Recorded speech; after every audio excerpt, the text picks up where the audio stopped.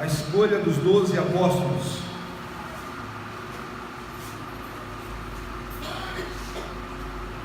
Evangelho de Marcos, capítulo 3, 13 a 19.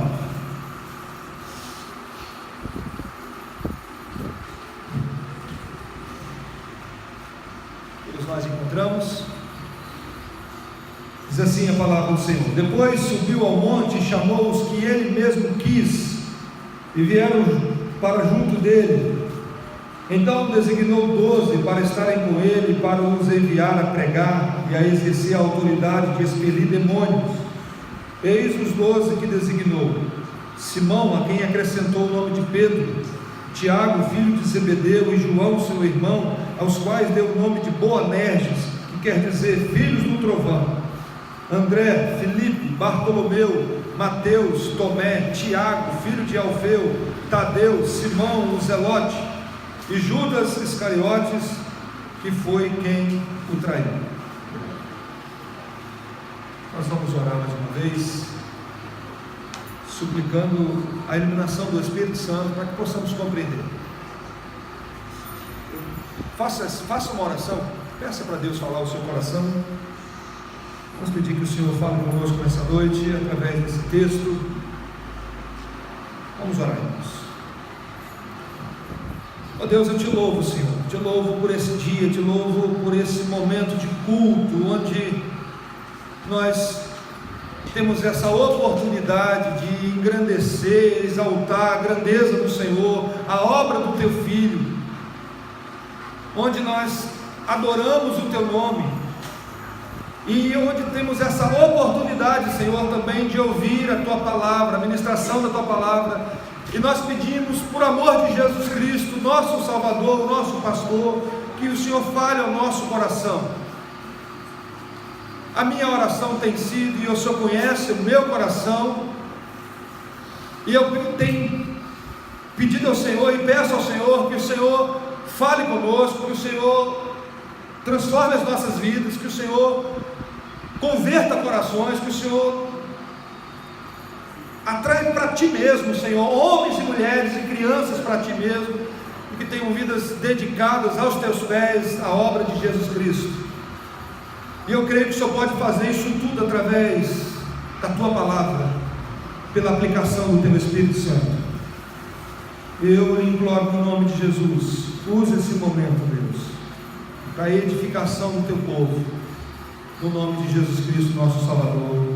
Amém. 2000 anos se passaram, irmãos, e Jesus continua sendo aquele que é odiado por muitos, mas também amado por muitos. Antes de começar o seu ministério público, Jesus, quando criança ainda, deixou os doutores da lei de queixo caído, com perguntas e respostas, que eles ficaram assim: que garoto é esse? Que perguntas são essas? Que respostas são essas? E é interessante que quando Jesus começou a ensinar sobre o reino de Deus, os religiosos da época perceberam que Jesus era uma ofensa para eles, porque Jesus ensinava como aquele que tem autoridade, diz a multidão no final do Sermão do Monte. Ele ensinava de maneira diferente, ele ensinava não uma religiosidade, mas um desafio a viver uma vida de acordo com os padrões de Deus.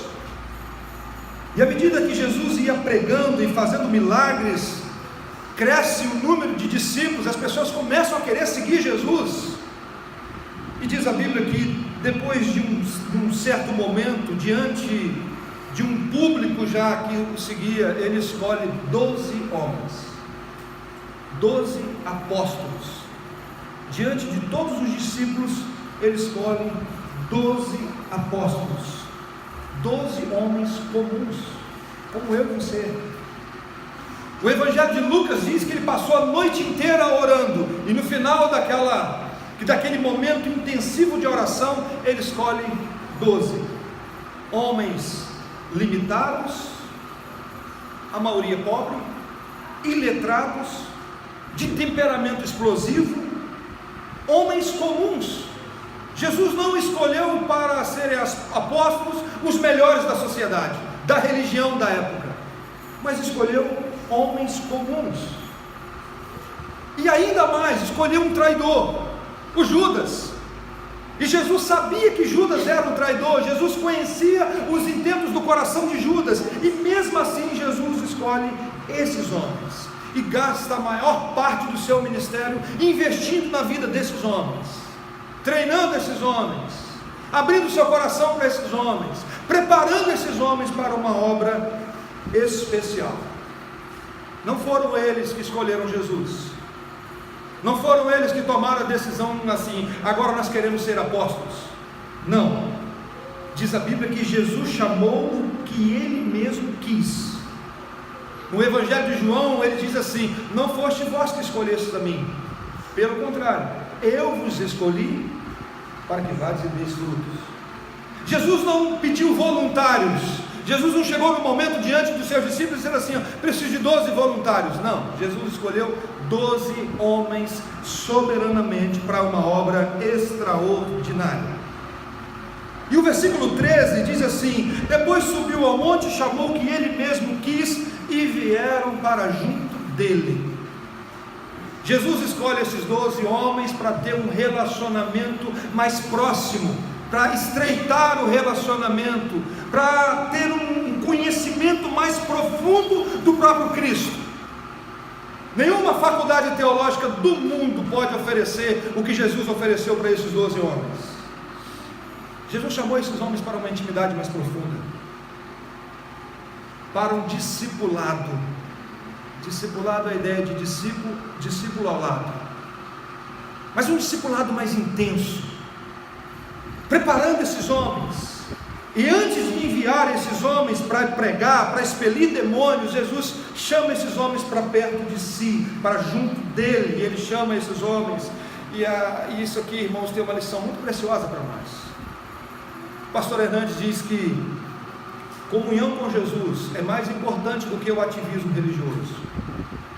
Conhecer o Jesus da obra é mais importante do que fazer a obra de Jesus. É preciso passar um tempo aos pés do Senhor Jesus, antes de fazer a obra dele, antes de proclamar as verdades do Senhor. Precisamos, assim como Maria, nos assentar aos pés do Senhor para ouvir os seus ensinamentos. Alguém, irmãos, que gasta tempo aos pés de Jesus tem muito para ensinar para esse mundo. É por isso que quando os apóstolos de Cristo foram ordenados a não pregar mais sobre Jesus, eles disseram: não podemos fazer o que vocês estão mandando. Como podemos nos calar diante daquilo que vimos e ouvimos? Então alguém que passa tempo aos pés do Senhor Jesus tem muito para ensinar para esse mundo. E quando nós olhamos para o ensinamento de Jesus, e específico para a vida desses homens, nós percebemos que Jesus não ensinou esses homens que ele era apenas um exemplo. E Jesus não pode ser só um exemplo para você. Não, Jesus não queria ser apenas um exemplo para os apóstolos. Jesus, em primeiro lugar, quis mostrar para eles que ele era Deus, e como Deus ele veio redimir esse mundo, ele veio salvar pecadores. É por isso que o tempo todo ele mostra que ele é o Messias, o Redentor, o Salvador, aquele que veio para se entregar na cruz do Calvário pelos nossos pecados. É por isso que o tempo todo ele falava para os seus discípulos: olha, eu preciso morrer, vai chegar uma hora que eu tenho que morrer. E o tempo todo ele falava isso para eles. Pedro, não entendendo, falou: Jesus, não faz isso com o Senhor não, porque Pedro esperava que Jesus era um rei político.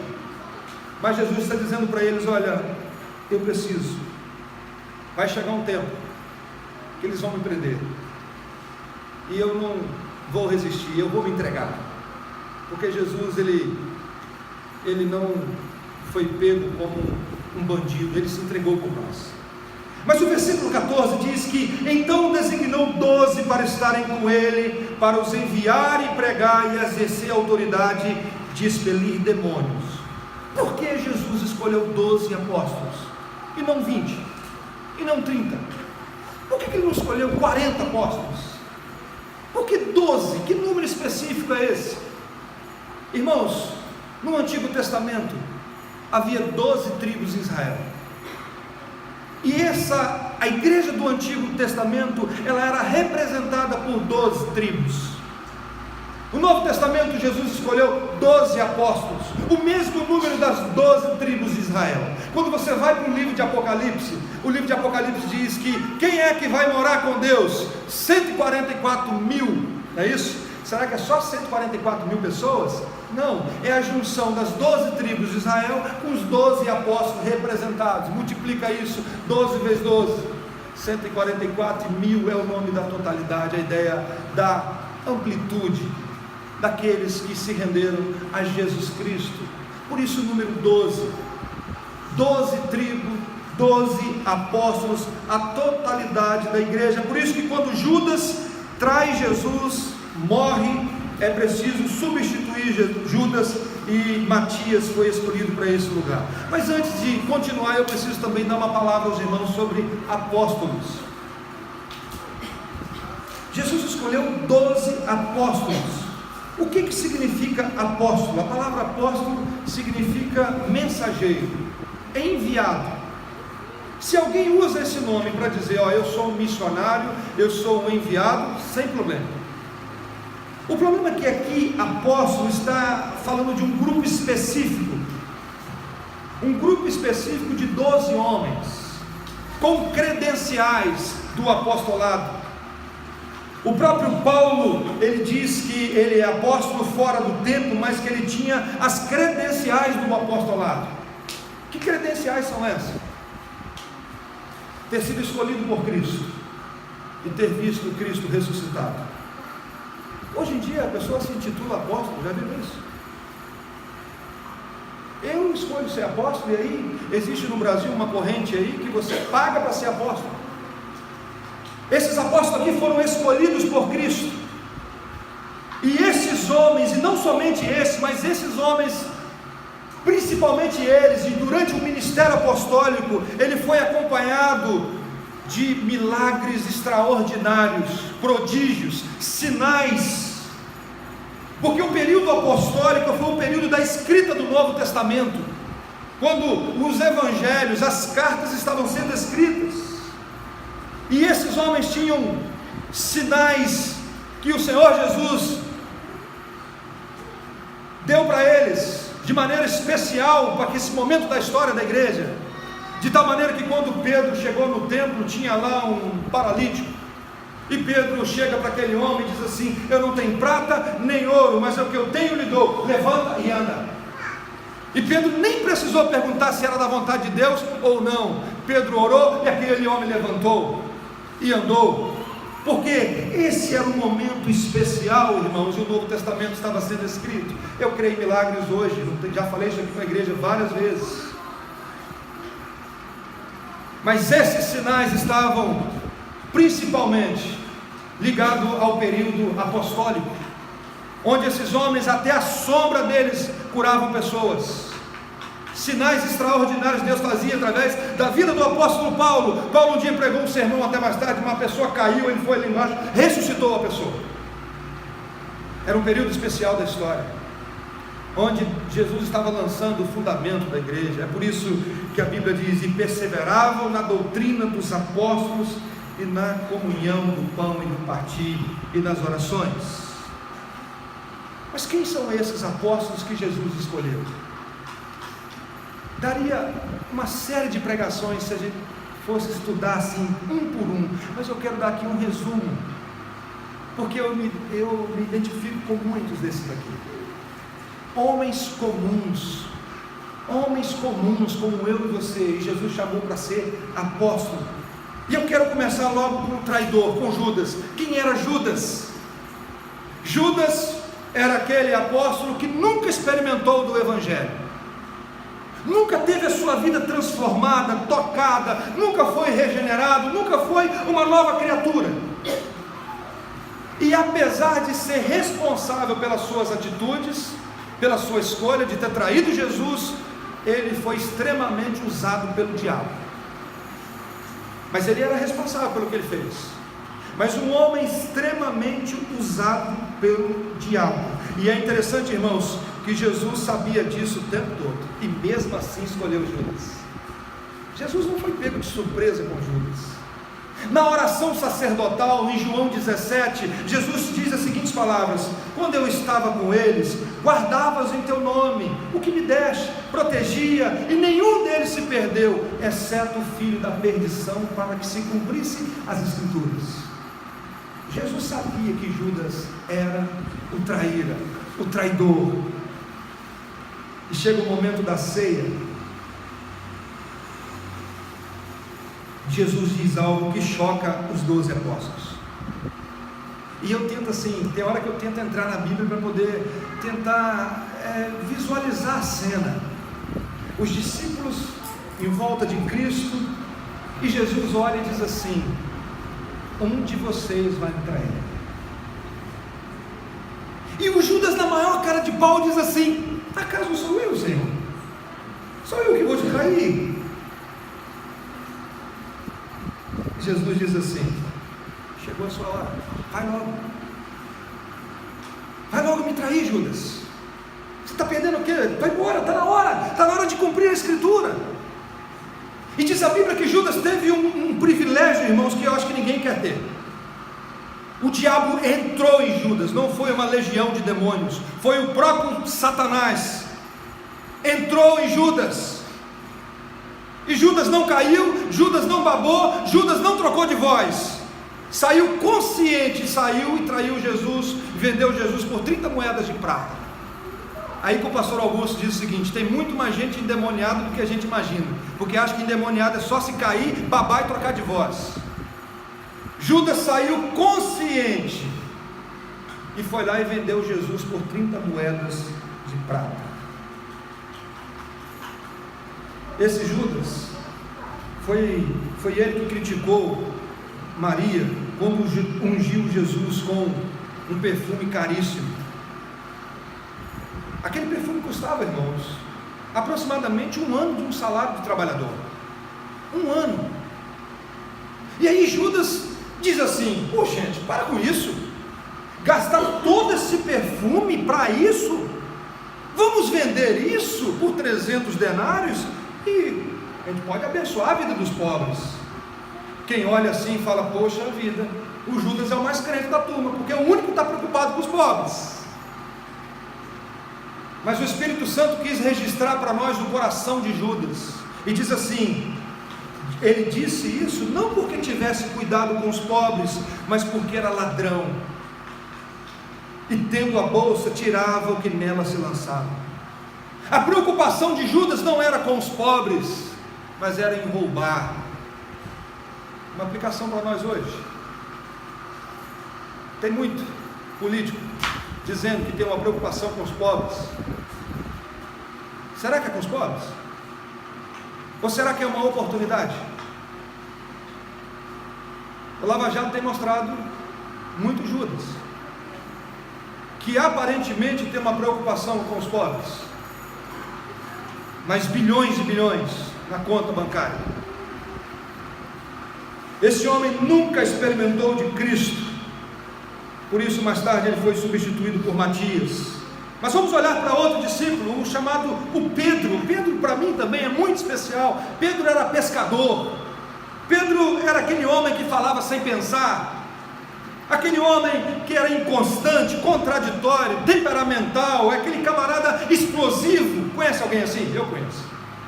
Camarada que toma iniciativa sempre, depois que falou, e falei demais, pronto. Aquela pessoa explosiva. Mas era um homem também, assim, que fez declarações especiais e que Jesus registrou para nós. Mas ao mesmo tempo, aquele homem que fez juras de amor por Cristo, um dia ele olhou para os discípulos e disse assim: Senhor, se todos eles te negarem, eu jamais, porque eu amo o Senhor mais do que eles. No dia que prenderam Jesus e levaram Jesus para ser interrogado, ele seguiu Jesus de longe, e alguém chegou no momento que Jesus estava lá, perguntaram assim: você conhece Jesus? Você é o discípulo dele. Sabe qual foi a resposta de Pedro? Nunca vi esse cara. Mas Pedro, você falou que amava Jesus, Pedro. Não, eu não conheço. Pedro é aquele que diz assim: tu és o Cristo, o Filho do Deus vivo. Aí Jesus diz para ele: e não foi carne nem sangue que te revelou, mas meu Pai que te revelou. Aí pergunta: você conhece Jesus, Pedro? Não conheço Jesus. Mas diz a Bíblia que Jesus não precisou falar nada para ele, Jesus apenas olhou para ele e aquele homem saiu chorando arrependido.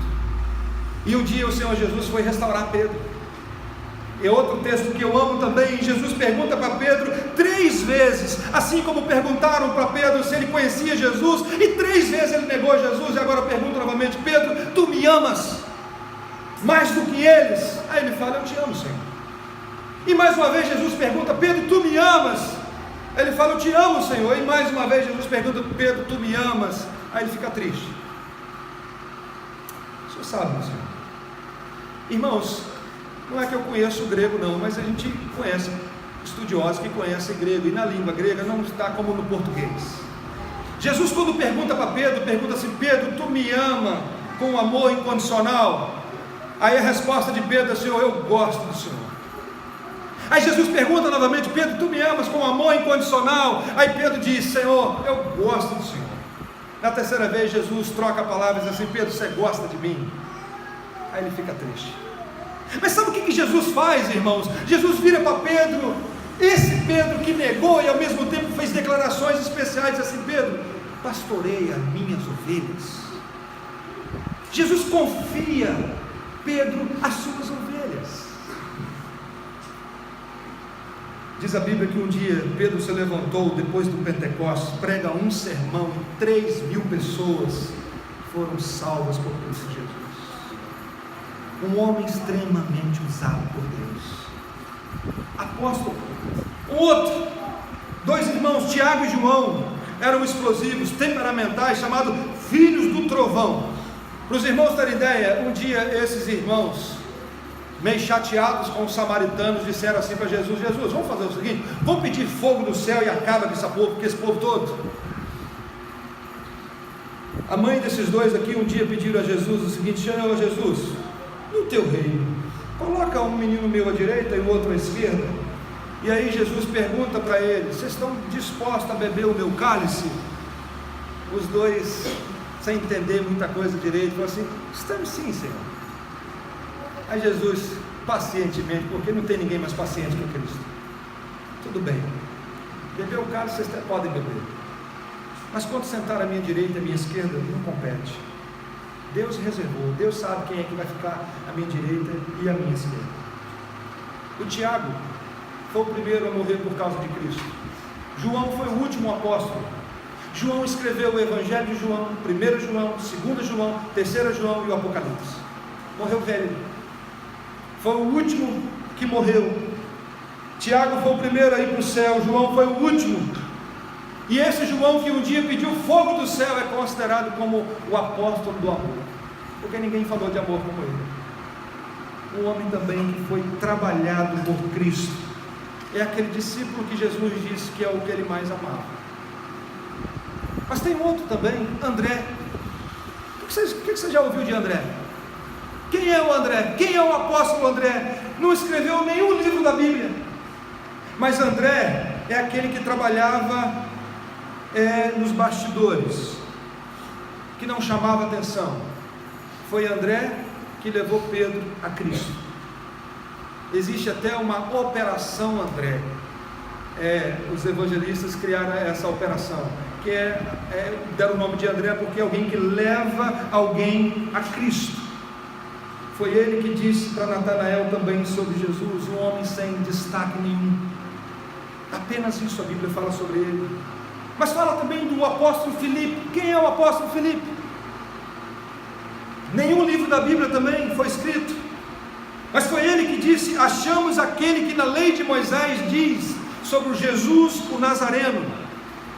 E o Filipe, aconteceu algo engraçado na vida do Filipe, que me chama muita atenção, que depois de muito tempo de caminhada com Cristo, o Filipe chega para Jesus e fala assim: tudo bem, a aula está boa demais, Jesus, mas posso falar uma coisa para o senhor, um pedidinho só? Mostra o Pai, mostra o grandão agora, mostra o maior de todos. Aí Jesus olha para Filipe e fala assim: Filipe, há tanto tempo estou convosco, eu e o Pai somos um, você não entendeu ainda? Quem vê a mim, vê o Pai, Filipe. O que você pede para te mostrar o Pai? Você está diante do Pai, você está diante de Deus. Bartolomeu, quem conhece o apóstolo Bartolomeu? Nem no livro da Bíblia, mas foi ele que perguntou: de Nazaré pode vir uma coisa boa? Bartolomeu fez algo aqui, como às vezes nós fazemos com os nordestinos, né? Você é lá do Nordeste. No Nordeste pode vir uma coisa boa? Somos infelizes às vezes quando fazemos isso, né? Ele pergunta: peraí, de Nazaré pode vir alguma coisa boa? E sabe o que Jesus diz para ele? Eis aí um verdadeiro israelita. Mas e o apóstolo Mateus? Aquele do evangelho de Mateus. Quem é Mateus? Mateus, irmãos, era odiado pelos judeus, porque Mateus era da direita, era a favor do governo. Mateus era um cobrador de impostos. Os judeus odiavam aquele judeu que virava folha, aquele judeu que ia apoiar o governo. E os judeus repudiavam esse grupo chamado publicanos. Mas esse Mateus, irmãos, esse Mateus é aquele que escreveu o evangelho de Mateus, o evangelho mais conhecido do mundo. Mas a Bíblia também fala do apóstolo Tomé. Também não escreveu nenhum livro da Bíblia, mas ele é famoso porque as pessoas repetem aquela frase: eu preciso ver para crer. Não é verdade? Foi ele que pediu para Jesus: Jesus, mostra-nos o caminho. E Jesus responde para ele: eu sou o caminho, a verdade e a vida, ninguém vem ao Pai senão por mim. Esse Tomé, depois que ele entendeu, depois que ele viu Cristo ressurreto, ele adorou Jesus dizendo: Senhor meu e Deus meu. Mas a Bíblia também fala de Tiago, filho de Alfeu e Tadeu.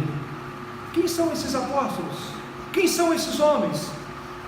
A Bíblia não fala nada desses dois homens, e eram apóstolos com a autoridade de Cristo, e não tem nada escrito sobre eles.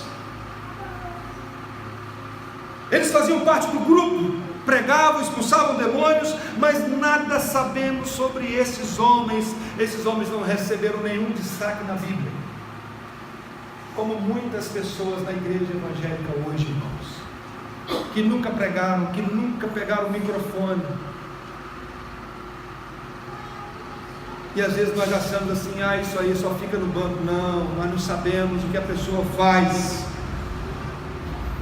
nós não sabemos se essa pessoa é uma pessoa de oração, se essa pessoa é alguém que o vizinho sempre pode contar, nós não sabemos. O Espírito Santo não registrou, mas o Evangelho chegou em alguns lugares que ninguém sabe como o Evangelho chegou lá. Pastor Ronaldo Lindori conta um caso de uma vez que ele foi fazer um trabalho nos ribeirinhos, no Amazonas, e ele tentou, através da junta de missões, tentar descobrir uma tribo não alcançada. E aí diz: tem uma tribo ali no meio de uma situação que eles nunca ouviram do Evangelho. Ronaldo Lindori, então, aquele missionário, foi para lá com um GPS especial, com gente orando, pessoas contribuindo, e ele aluga um barco, uma voadeira, e chega naquele local. Quando chega naquele local, ele percebe que está acontecendo um culto, e aí ele pergunta para aquelas pessoas: o que está acontecendo aqui? E a pessoa disse assim: você não é crente não? Perguntou para o pastor Ronaldo. Eu sou, então você não vai participar do culto? Mas como assim culto? Quem pregou o evangelho para vocês? Quem veio aqui e evangelizou vocês? Eles falaram: olha, foi o pastor João. Quem é o pastor João? Levaram o Ronaldo Lindori na casa do pastor João. Chegou lá, um pastor que morava naquelas casas flutuantes, e aí o pastor Ronaldo perguntou para ele: pastor João, quem te enviou para cá? Ninguém. Eu sou da Assembleia de Deus, eu estava num culto, e o pastor, no final do culto, falou da necessidade de ir por todo mundo pregar o Evangelho. Eu entrei num barco e vim para aqui, estou aqui pregando, e já tem várias igrejas plantadas. Homens que ninguém sabe, que ninguém sabe, que não recebeu nenhum destaque, como Tiago, filho de Alfeu, e Tadeu. Mas também Jesus chamou um homem chamado Simão o Zelote. Nenhum livro da Bíblia. Mas se Mateus era aquele de direita, era do lado do governo, o Zelote era contra, era de esquerda. Jesus colocou um de direita e um de esquerda. Os zelotes eram contra o governo, mas não eram contra assim qualquer, não, que vai só para o Facebook dizer contra o governo, não. Os zelotes eram aqueles que faziam rebelião mesmo, e se preciso pegavam em armas. E Jesus coloca esses homens no mesmo grupo, para agora defenderem o reino de Deus, para agora morrerem por Cristo. E Jesus, irmãos, escolheu esses homens, depois de uma noite inteira de oração. Esses homens, menos Judas, foram instrumentos de Deus para mudar o mundo. Homens com profissão diferente, temperamento diferente, pensamento político bem diferente, gente otimista, gente pessimista, explosivo, gente com coragem e gente com medo. Como diz o pastor John MacArthur, os apóstolos são a prova de que o poder de Deus se aperfeiçoa na fraqueza. Eu amo esse texto que eu vou ler para vocês. Temos, porém, este tesouro em vasos de barro, para que a excelência do poder seja de Deus e não de nós. Deus escolheu homens assim, com essas características, com esses defeitos, como eu e você temos. E esses homens nas mãos de Cristo mudaram o mundo.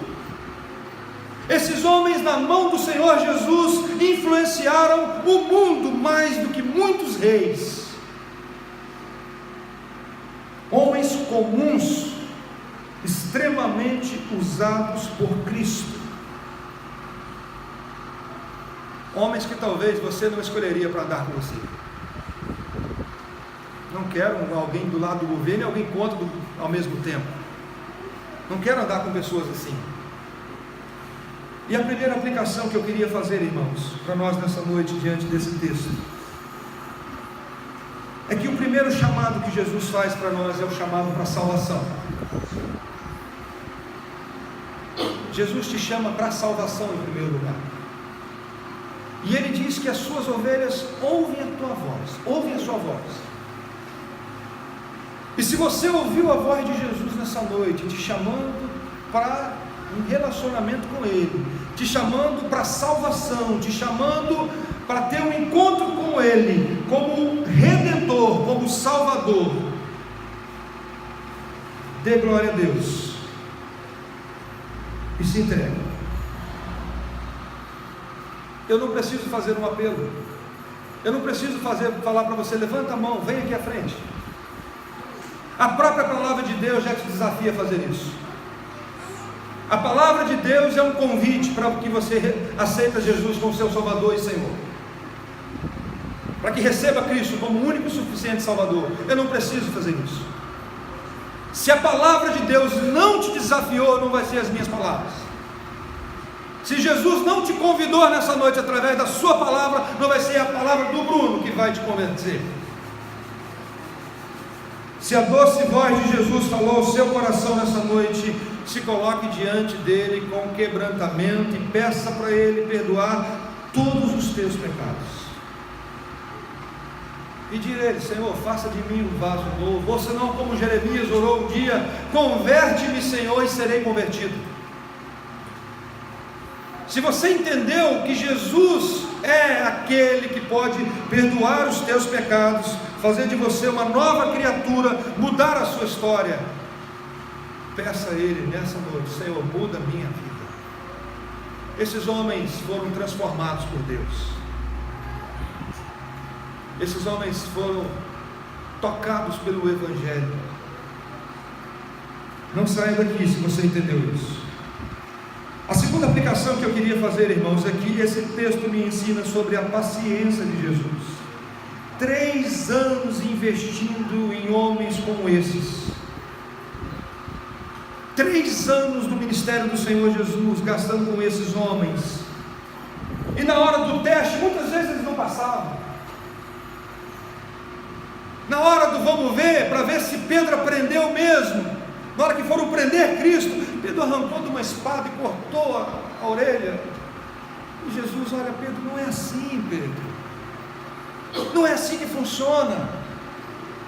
Na hora que Jesus mais precisava, todos eles abandonaram, todos eles. Mas Jesus não desistiu desses homens. E a grandeza de Jesus, irmãos, é que Ele pega homem como eles e ensina sobre o reino de Deus, os valores do reino de Deus. E esses homens influenciaram o mundo, apesar das suas falhas, dos seus defeitos. Esses homens influenciaram o mundo. É por isso que não são grandes homens de Deus. O Bruno é um grande homem de Deus, só se for na altura.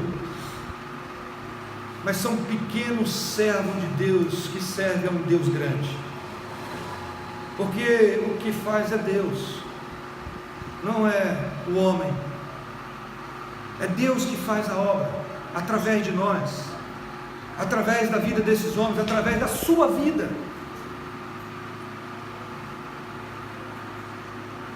Em primeiro lugar, Jesus nos chama para a salvação. Ele diz, vinde a mim. Mas chega um momento que Ele diz, ide por todo mundo e pregai o Evangelho.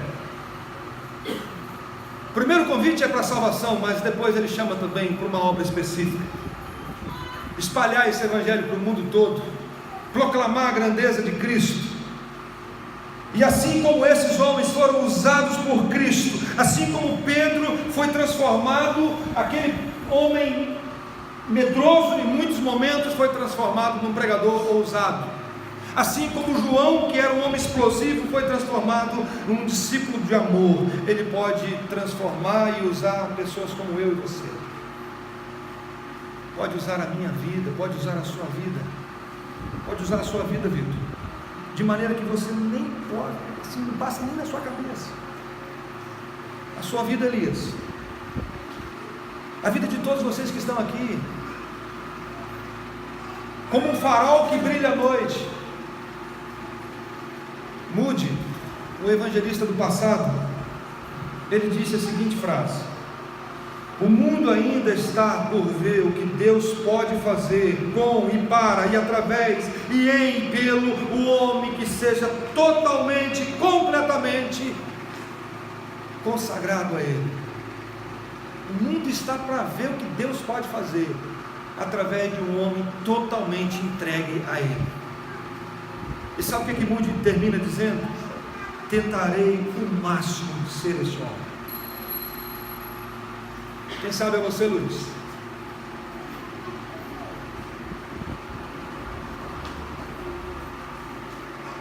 Quem sabe?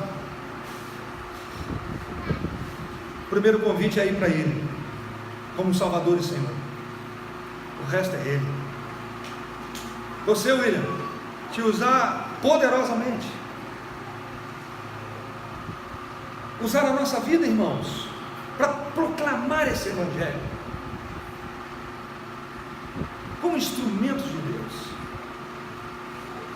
Eu queria te convidar para orar nessa hora. Vamos orar juntos? Vamos pedir que Deus faça isso conosco. Se você pudesse colocar de pé. Vamos orar nessa hora.